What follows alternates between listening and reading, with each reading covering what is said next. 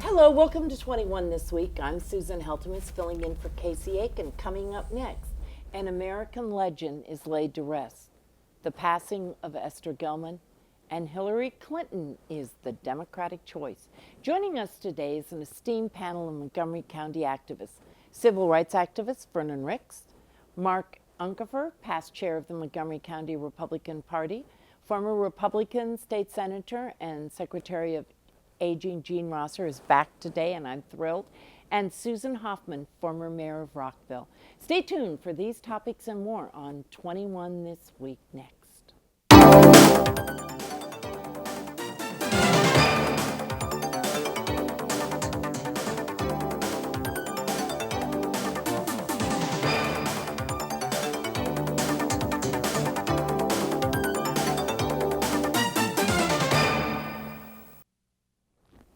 I am America. I am the part you won't recognize, but get used to me. Black, confident, cocky. My name, not yours. My religion, not yours. My goals, my own. Get used to me.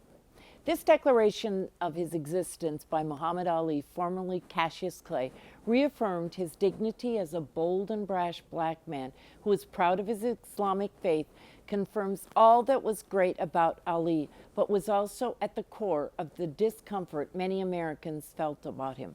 Mark, Ali's been described this week as the greatest athlete of all time, as well as a poet who could float like a butterfly, sting like a bee, and perhaps most importantly, a man who fought for what he believed was right. As an anti-Vietnam War activist, Ali commented that the Viet Cong never called him the N-word. This activism, based on his faith and strong beliefs, led to officials to strip him of his boxing title and license and ultimately send him to jail. This behavior caused many Americans to view him as unpatriotic and even a traitor. But Mark, what will Americans remember about this icon? Well, I think what's remarkable about him is he is an icon from an era that was probably about as polarized as this era is. He was convicted for draft evasion, but was able to successfely fight that to the Supreme Court, and ultimately was able to prevail on that. On a 9-0 decision? So he really was an icon in a period where Americans were very polarized and felt very strongly, and so he began to transcend sports in a way that probably very few, or I can think of no athlete, does today. Well, Vernon, Ali's been cited in this last week as the catalyst by many black men and women to seek leadership roles in politics and elsewhere. But how do you think he'll be judged historically as a civil rights activist, not only here, but in our country and across the world? First, I send out condolences to the Ali family. And he was a great man above being a great boxer. America was embarrassed by its treatment of African Americans during that period. And Ali came forth bringing a spirit of, I can change this world, this attitude, this terrible thing that's happening in our community. And so he will be remembered as not only a great person in the civil rights community, but in the athletic community, and he helped to raise the consciousness of America and the spirit of blacks in America and gave them a new path to follow America's dream. Well, Susan, Ali was eulogized by President Clinton, Billy Crystal, Brian Gumbel, Senator Orrin Hatch, and a eulogy that was written by President Obama was read. What does this say about this multifaceted human being? Well, clearly, he meant something to everyone in this country at every age and in every walk of life, in every slice of the community. So not just the political, not just the sports, not just the civil rights movement, but his message, his integrity, his honor meant something to everyone, and everyone has a special feeling for him. Interestingly, my daughter was working at Bradley Food and Beverage in Bethesda when he came out with a line of cookies, which I don't think did too well because I don't hear about them anymore. But he was promoting them and came to Bradley Food and Beverage when she was there behind the counter, And she tells me it was one of the high spots of her life. He was so kind and so generous with his time and energy. He was a good man. And I think that's a perfect way to sum it up. I mean, we all have our story, and he is not going to be forgotten. And he is now on his journey. We will miss him. Okay, now, this week, Montgomery County lost a human dynamo with the passing of former councilwoman Esther Gelman. Gelman won 3 terms on the county council, served on the Park and Planning Commission, and was engaged in politics for decades. She was considered by many to be loud and blunt as she fought for what she believed was right, and was not known as a person willing to compromise. She was also known for her sense of humor and her loyalty to friends and allies. Now, Jean, you knew Esther Gelman. How do you think she's going to be remembered? Well, first, I came in contact with Esther Gelman years ago when I was a reporter for a Silver Spring newspaper, The Record, and I covered the county council. And she stood out for her friendliness, her ability, her strength. And I went to the funeral today for Esther, and her 2 daughters gave very thorough picture of Esther, the love of family, her husband 64 years by her side all the time through thick and thin, and that was her first priority, her family, and her second love, of course, was politics. And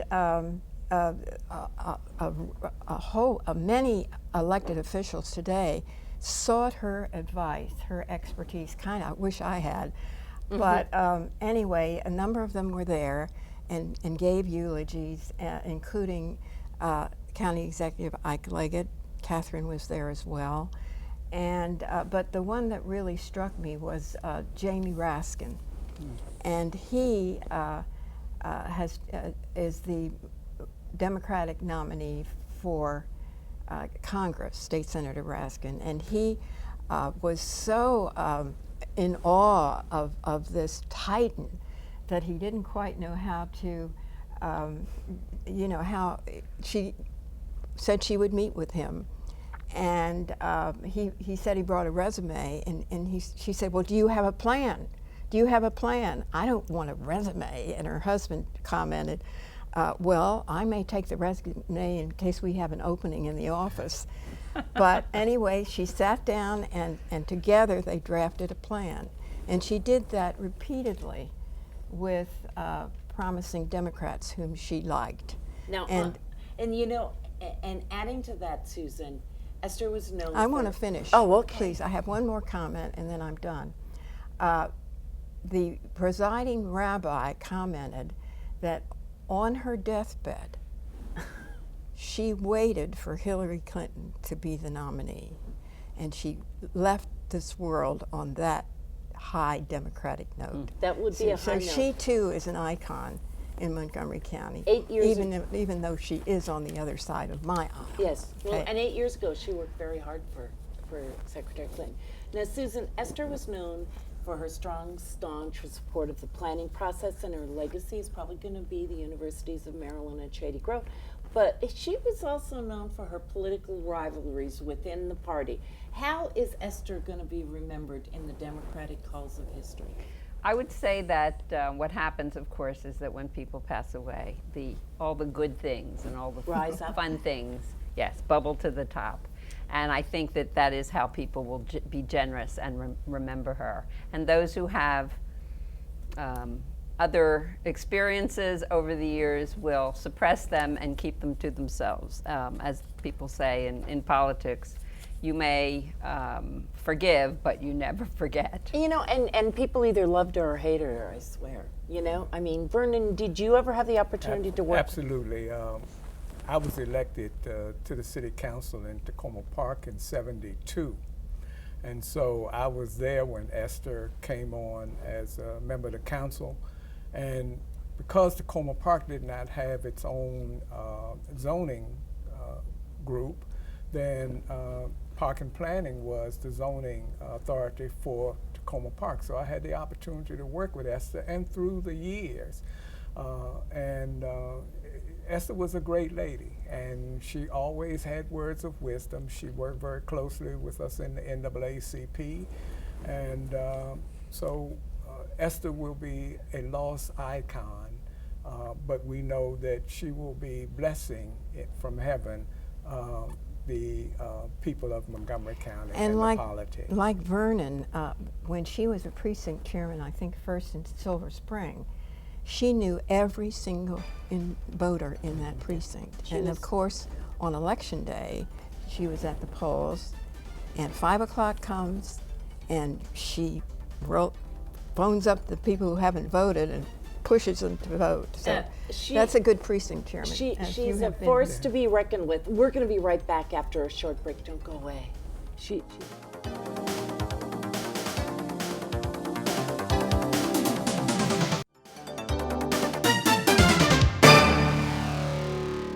And what a difference a day makes. Wow. On Tuesday, former Secretary of State Hillary Clinton won the primaries in California, New Mexico, South Dakota, and New Jersey. She did that the day after the AP called her the presumptive nominee. With that, President Obama, Vice President Biden, Senator Elizabeth Warren, Minority Leader Nancy Pelosi, and other Democratic leaders closed rank around Hillary Rodham Clinton, the first woman to head a major party ticket in the United States. Mark, before we begin with the Clinton campaign, this last week wasn't a good one for Donald Trump, the Republican nominee. It appears that he does not have a campaign structure in place just weeks before the Republican convention, and he continues his verbal tirades at a rapid-fire pace, causing some to take back their endorsements, others to continually apologize for his actions. Is Trump really going to be the Republican nominee? I think the numbers suggest that that's going to be the way it is. But I will share with you about the campaign organization. I was in Arlington today in the same building where many of the Koch brother, several floors are Koch brother organizations that had reserved something like $200 million just for the presidential election out of about an $800 million fund. And as I was driving around the garage, I didn't see a single Trump bumper sticker, but I did see a number of fresh Johnson Weld bumper stickers. So draw your own conclusions with that. That Interesting. is most interesting. So Vernon, Secretary Clinton has amassed victories throughout the campaign season with the support of minorities. So come November, are these voters going to stick with Clinton, and more importantly, are they going to come out and vote? I think that they will stick with Clinton. Clinton has articulated the issues in the African American and other minority communities. And in doing so, we vote on issues, not just on the person or personalities.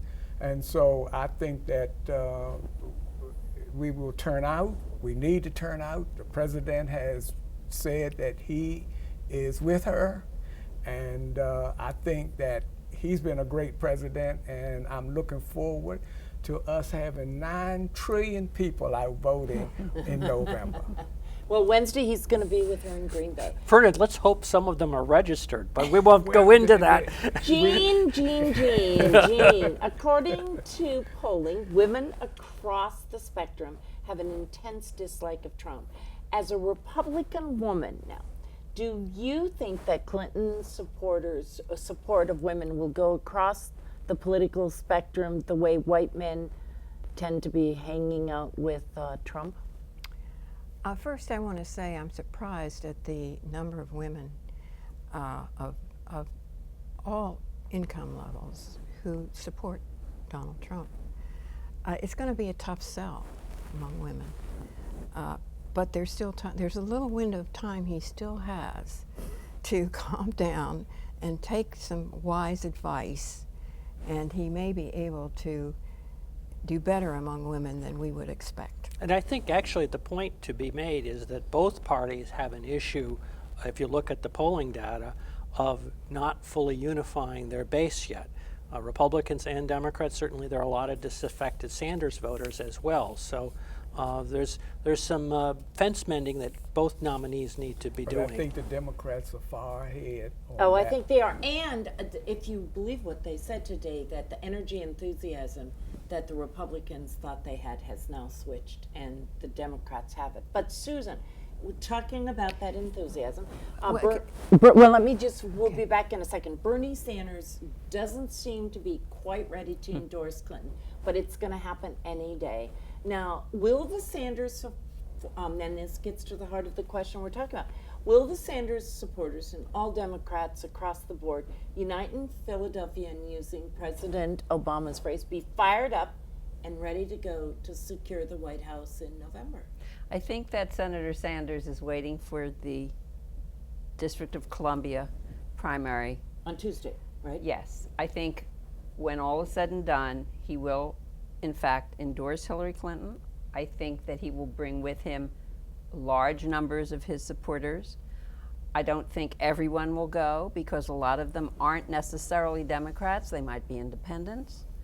I also think that Elizabeth Warren, Senator Warren from Massachusetts' endorsement, her strong speeches against the Republican nominee, apparent nominee, and her commitment, I don't know if you saw her endorsement on MSNBC recently, but her strong commitment to working her heart out, not only to get Hillary Clinton elected, but to keep Donald Trump, as she said, far away from the Oval Office. Yeah.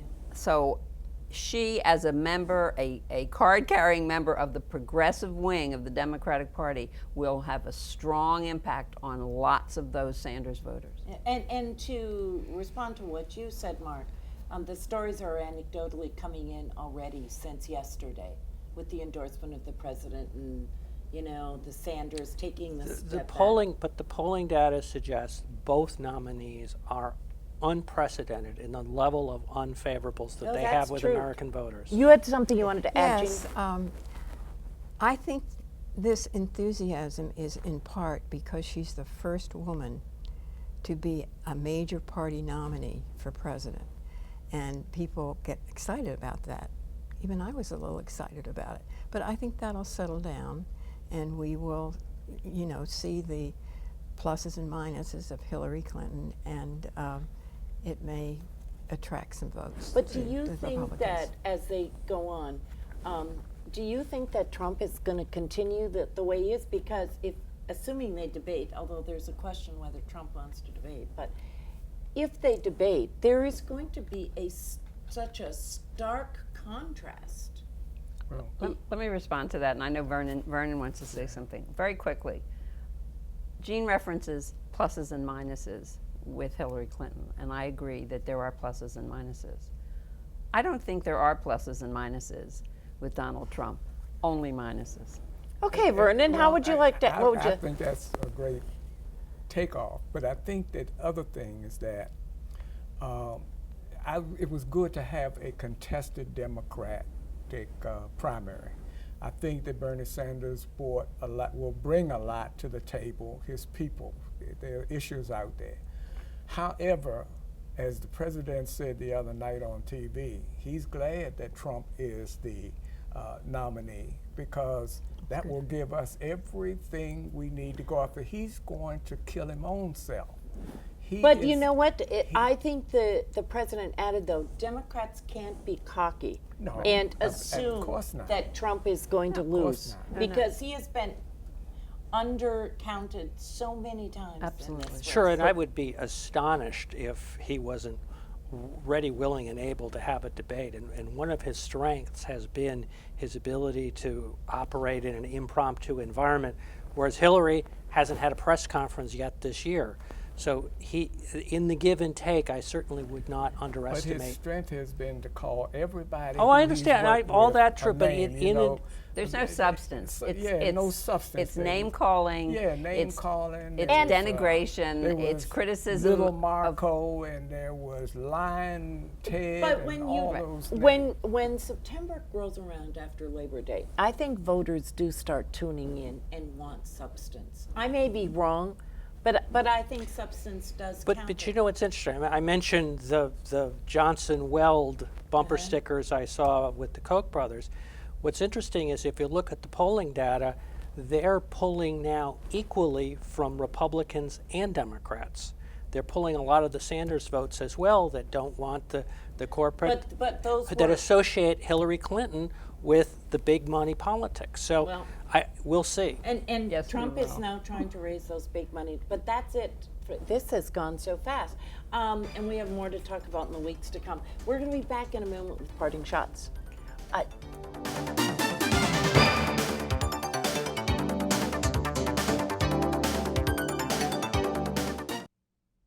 Now with parting shots, we're going to start with Vernon.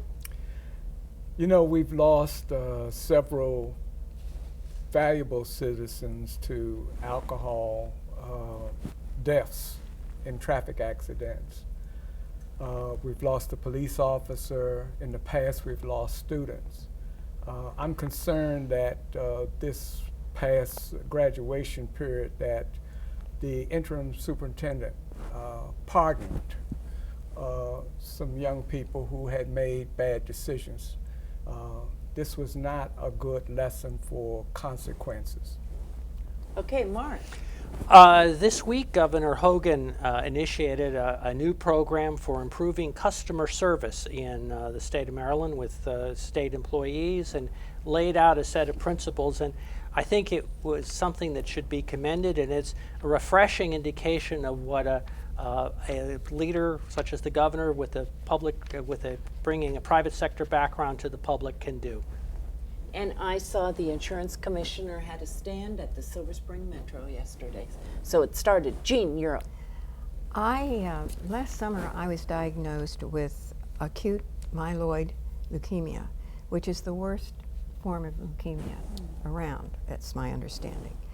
In May, after getting in addition pneumonia, congestive heart failure, and other issues, I participated in a trial at Johns Hopkins, and this trial was found by my son Eugene, and it's conducted by Sloan Kettering in New York, and Hopkins is a participant, and the physician there, Dr. Mark Levis, is leading this trial, and his staff at Hopkins, and I take a trial medication.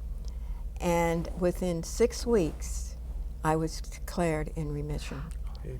Congratulations. And that was, even the team, the clinical team, is just astounded. You give us all So hope, I Jean. am, no guarantees how long this is going to last, but I just want to say there's always hope.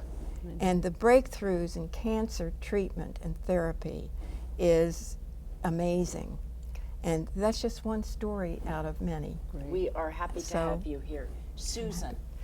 So, on this date in 1963, 53 years ago, President John F. Kennedy signed the law requiring equal pay for equal work for women and men.